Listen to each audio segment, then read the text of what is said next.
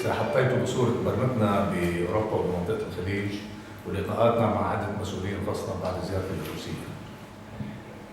اليوم ما في شك انه عم يعملوا دولة الرئيس هو الميزان الصحيح ليحافظ على الحكومة، لأنه في كثير كلام على عملية تعطيل الدولة. تعطيل الدولة لا رح يجيب رئيس جمهورية ولا بالآخر رح يحلل من الأمور المنطقة.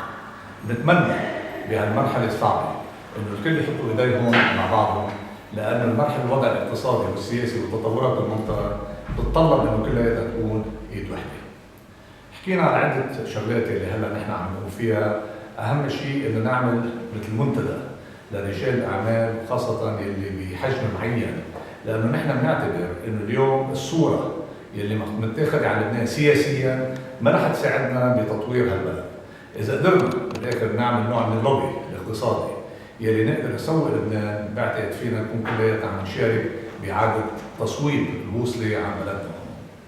حكينا كمان على الأوضاع الأمنية، ونحن من هون بنقول بنهني القوى الأمنية والقوى العسكرية على الوضع اللي عم تضبطه، لأنه المواطن خايفين من شغلتين اليوم، الوضع الاقتصادي والوضع الأمني.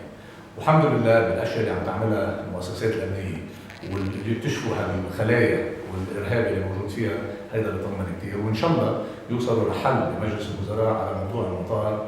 كوني أنا بستعمل المطار كثير، في كثير صار في خوف على إنه ما يصفي في قرار دولي بالنسبة لمطار لبنان، مطار بيروت.